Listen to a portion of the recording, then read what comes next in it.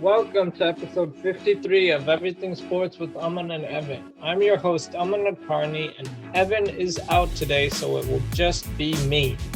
And in today's episode, I'll talk about the sports media and how it's becoming more opinionated, and then NBA playoffs. And I know you guys want to hear NHL playoffs and MLB, but next time Evan's on, we will talk about NHL playoffs and then find some other time for MLB.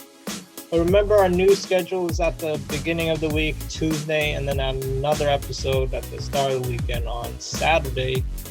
And before we get into the episode, remember to follow my Twitter, Everything Sports with Aman and Evan, because I live tweet during the games, specifically for NBA. So you'll hear our small thoughts on Twitter instantly, and then our full thoughts on Tuesdays and Saturdays. So without further ado, let's get into the episode. Sports media and news in general, I say they're becoming more opinionated because they're asking questions that I feel like should not even be questions. And my goal with my podcast when I started it at the beginning of January 2021, I didn't want it to be so opinionated because in today's world, you go to one news source, it'll have one opinion, and then another news source that has another opinion. So you don't really know who or which news source to believe. News should just be strictly reporting it. Like, for example, if the Golden State Warriors won a game against, let's say, the Memphis Grizzlies, just say the Golden State Warriors beat the Memphis Grizzlies, then say the score, and then say whatever stat you want and move on. Just report strictly on news while either not really complimenting a player or just strictly talk about each player's performance, instead of saying, oh, this is a legacy game for this player. Even in sports, not just basketball, don't just say, oh, it's a legacy game for this guy. This guy is better than this guy. I would rather have him instead of him. I would rather have her instead of her. Like, at some point, when it becomes too many questions like that, then it's not good at all. And I don't want to call out any specific shows, but First Take with Mad Dog Russo, it's just a bunch of yelling and questions like, oh, what should the Lakers do to get their team better? Should the Warriors break up their big three? Like, why can't you just talk about the players and talk about sports as sports should be talked about? And JJ Redick called out Mad Dog Russo right there, and even 3 shots at Fox News. Even though the Fox News part should have been left out, I still agree with JJ Redick, and I still agree with Draymond Green. Not just because I'm a Warriors fan. Draymond Green has done some dirty stuff in the past, but JJ Redick said it best. He signed a talent deal with Turner, has his own podcast because people want to hear what Draymond has to say, because Draymond keeps it real.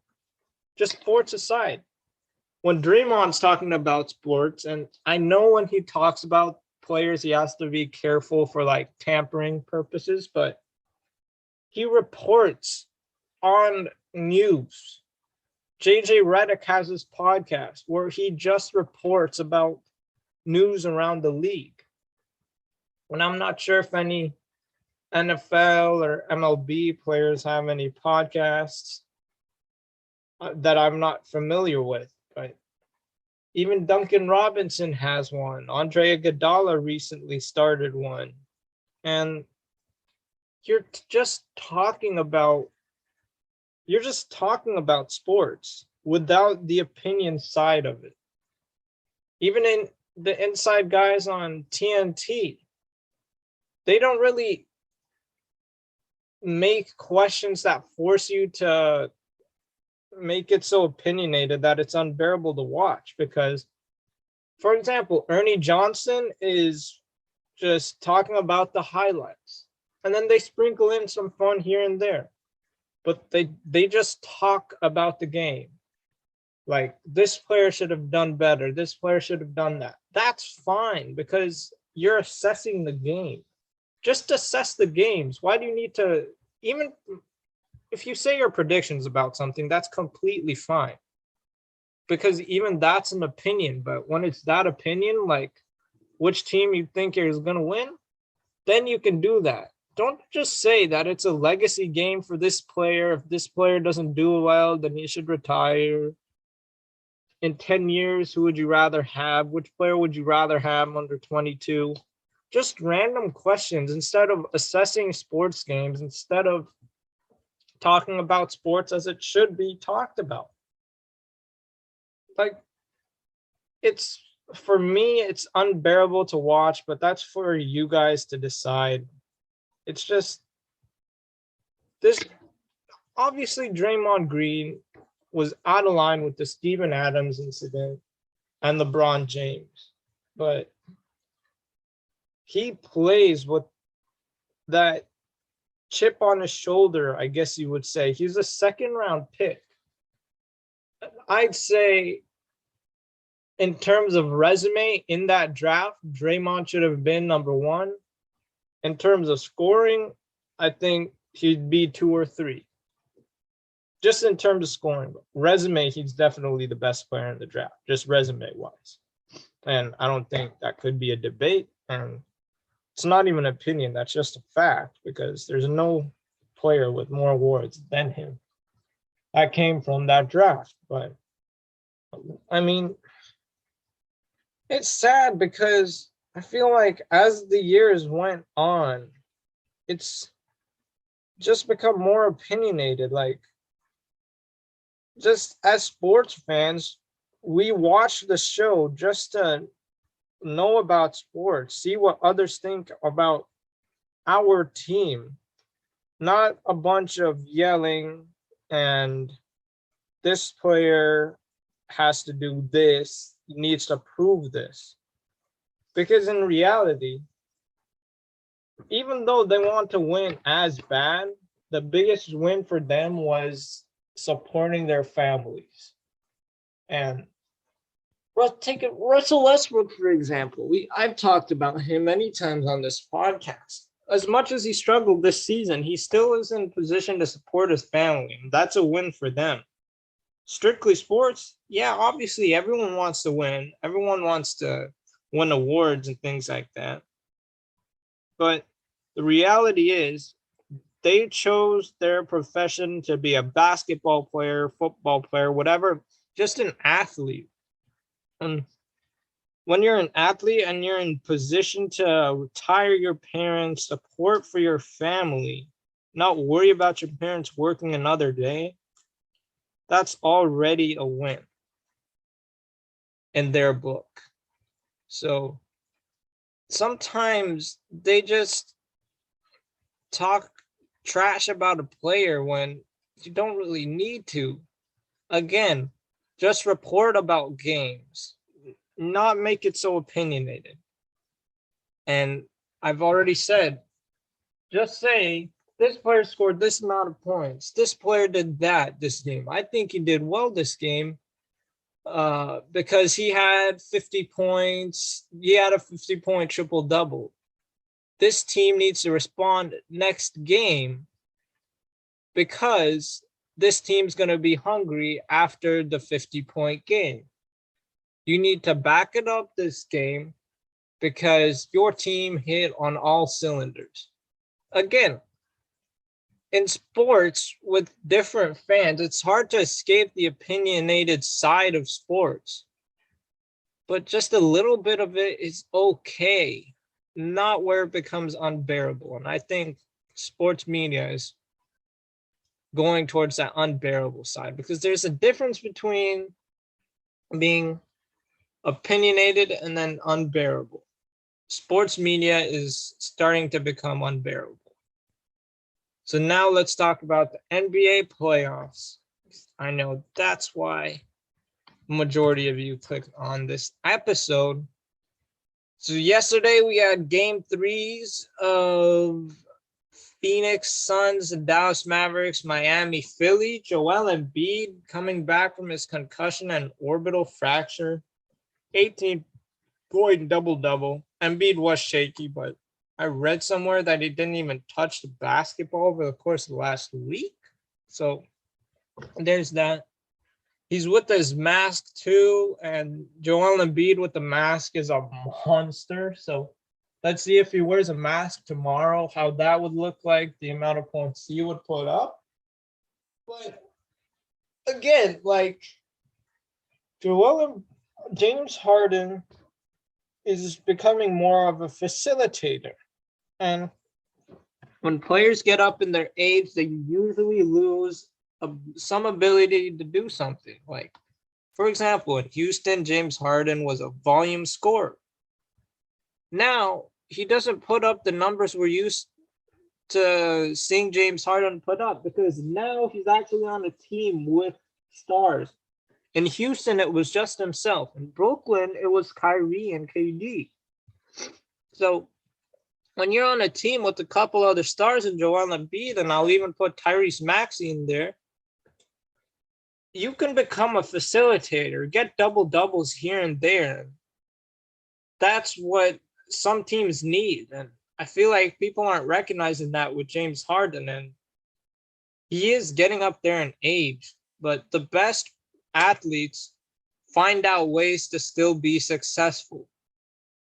And this is what James Harden is doing.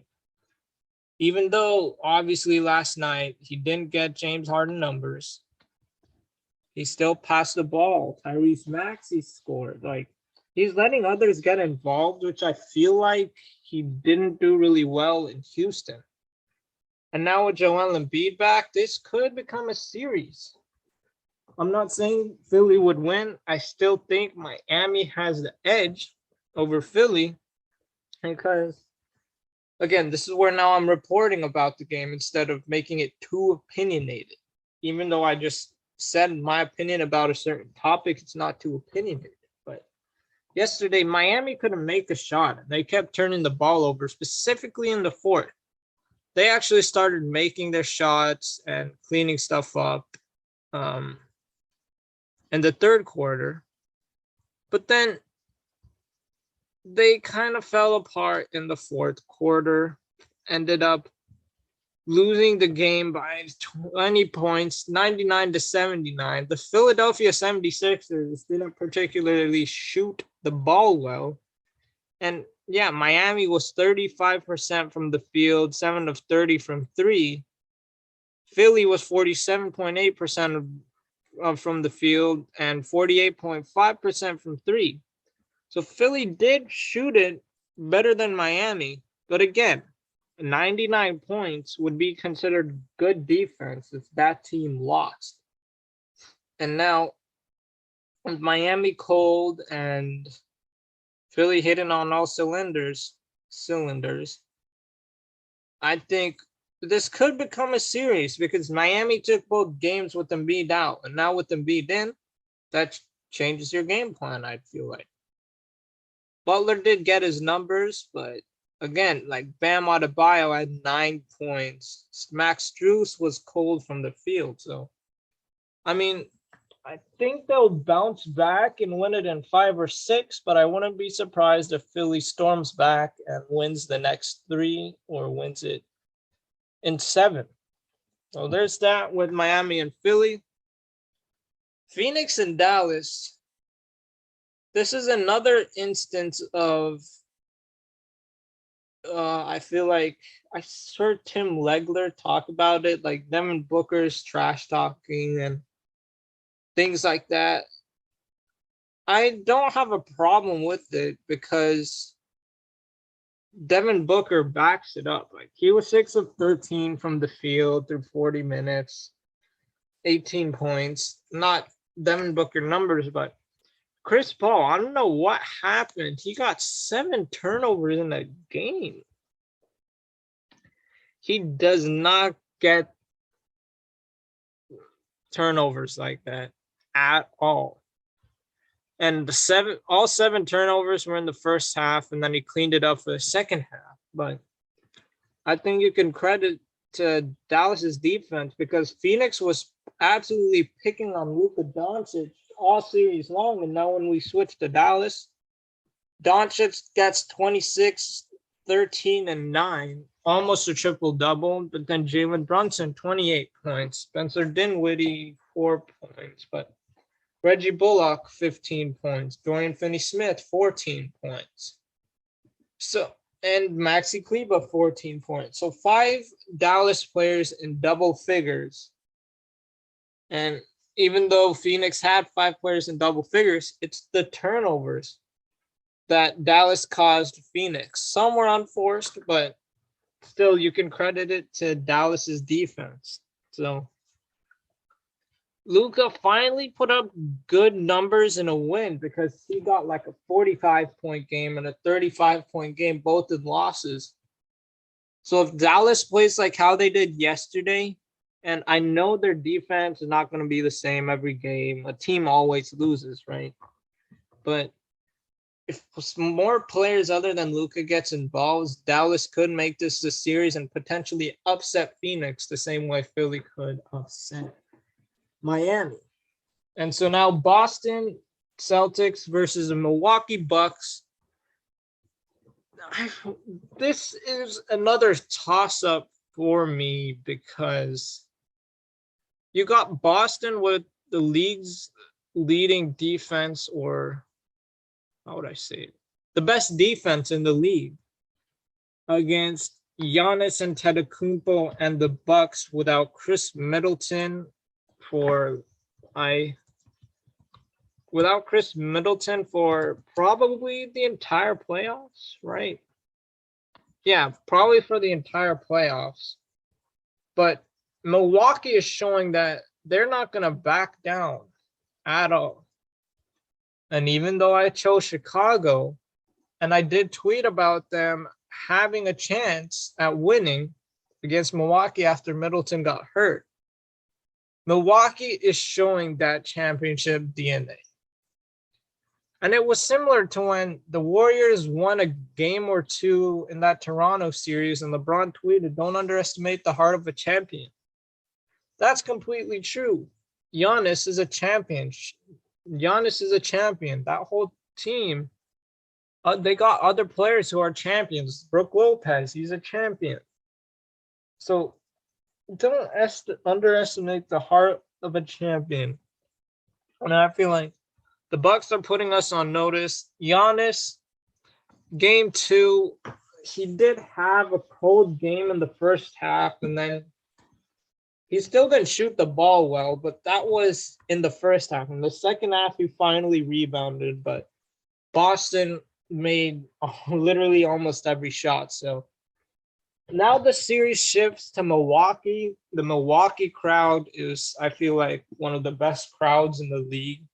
So they're definitely going to support Giannis and the Bucks. So, I mean, again, I chose Chicago in 7 against Milwaukee. So obviously I was dead wrong on that.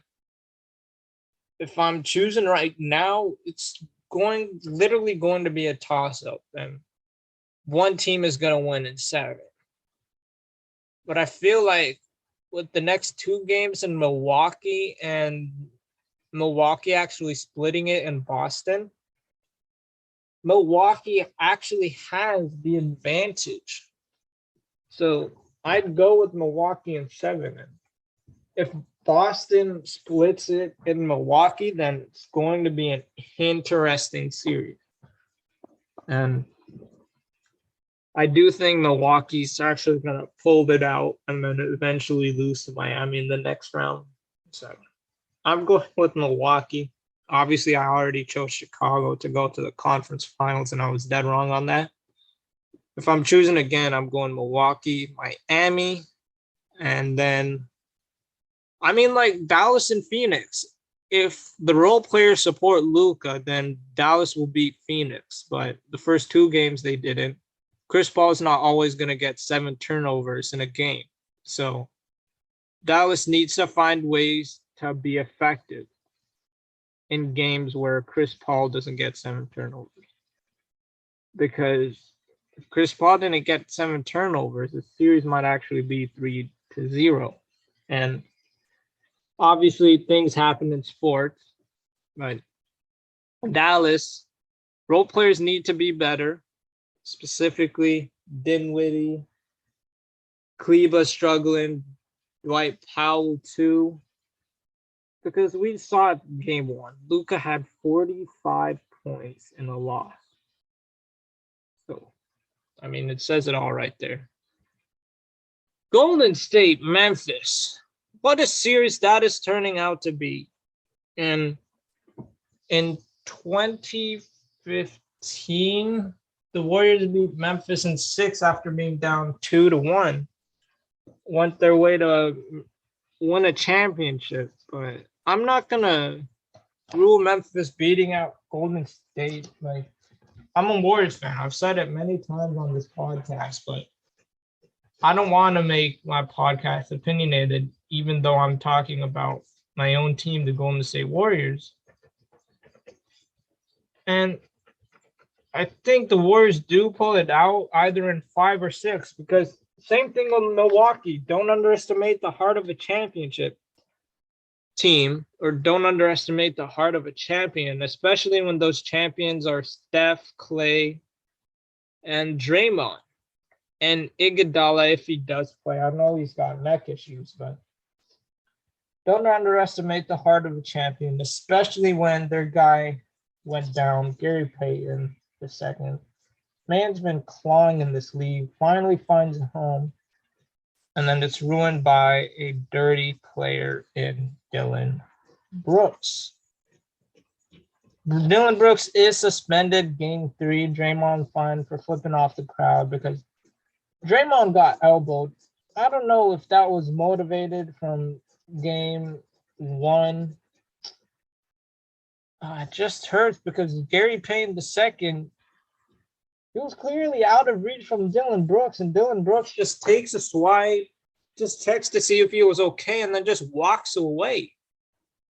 And John Morant and like another Grizzly are the ones to check on him. But Brooks, the person who injured this man, caused him to get a fractured left elbow. And Skip Bayless is another example of making sports so opinionated because he grazed him on the head. Even that much is enough to put an athlete's body off and cause him to not land on the ground properly. And because GP2, Gary Payton II, got whacked, his left arm was straight, landed on the ground, left elbow fracture. He's going to be reevaluated in a couple weeks. Draymond had needed to get stitches on his eye. Wiggins got hit in the face later by Brandon Clark. Side note, that Wiggins poster was absolutely insane.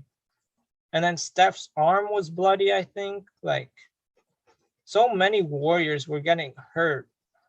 And it's one thing to be aggressive, over-aggressive, and then dirty. And I think the Memphis Grizzlies have literally players that fit all of that.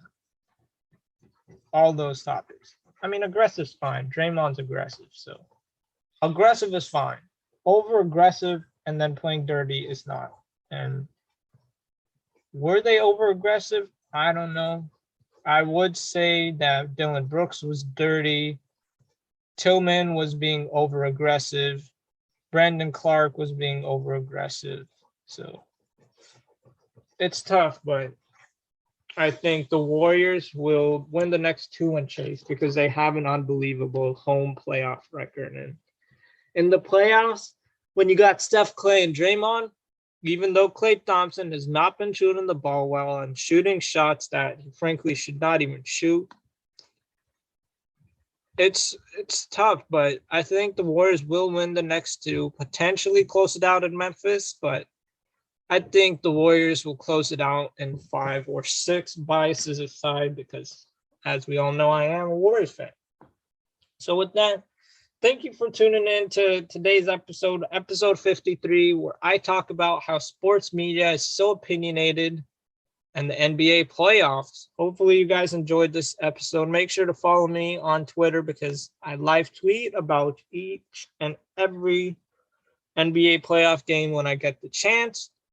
Make sure to tune in for episode 54 on Tuesday. Have a great weekend and week.